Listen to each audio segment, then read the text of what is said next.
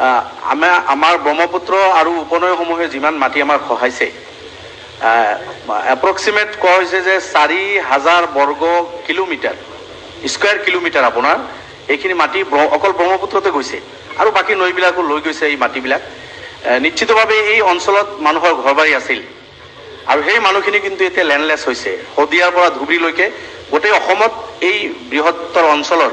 ব্ৰহ্মপুত্ৰৰ কাষত যিসকলে বসবাস কৰিছিল বা বৰাক নৈ আৰু অন্যান্য আৰু যিবিলাক আমাৰ নৈ উপনৈ আছে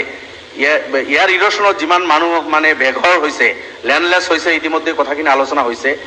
আৰু সেই লেণ্ডলেছ মানুহখিনিক সংস্থাপিত কৰাৰ কাৰণে হয় লেণ্ড পলিচি চৰকাৰ লৈছে বা কিছু দি আছে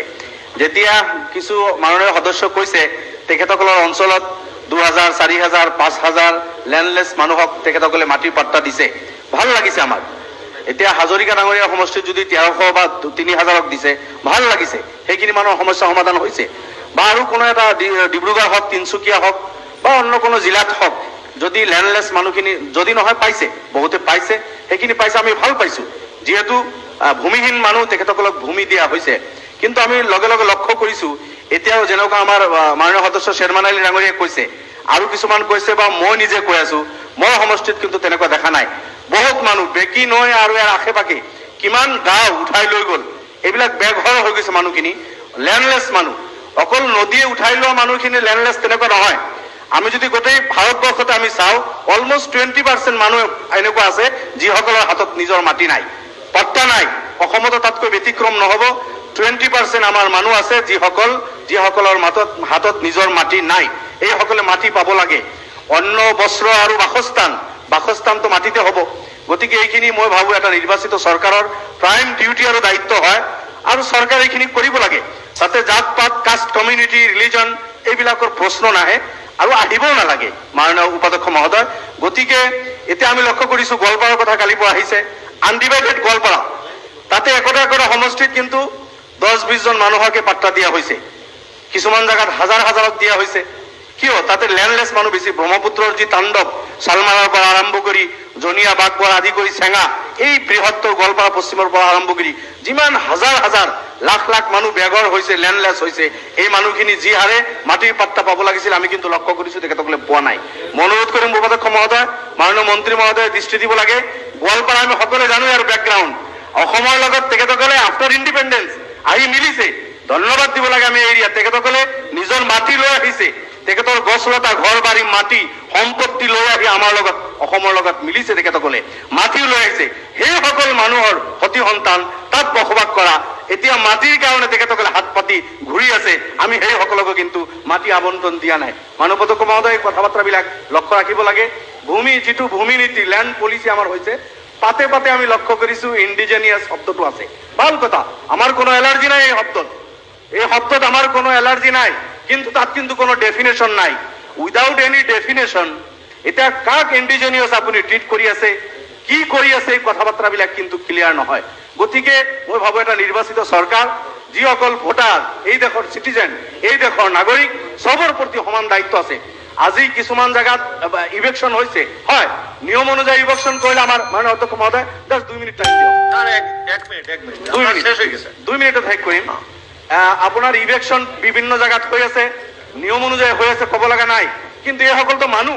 চৰাই চিৰিকটি হ'লে হয়তো তেখেতসকলে গছত বসবাস কৰিব মাটিতে বসবাস কৰিব লাগিব এক জায়গাত আপুনি ভাঙিব আপোনাৰ বেলেগ জায়গাত তেখেতসকলে আহিব উপায় নাই এইখিনি মানুহ এইখিনি ভাৰতীয় নাগৰিক চিটিজেন গতিকে এইখিনি মানুহৰ সংস্থাপনৰ ব্যৱস্থা কৰিব লাগে মাননীয় উপাধ্যক্ষ মহোদয় মই শেষ কৰিছোঁ লাষ্ট পইণ্ট আজি আমাৰ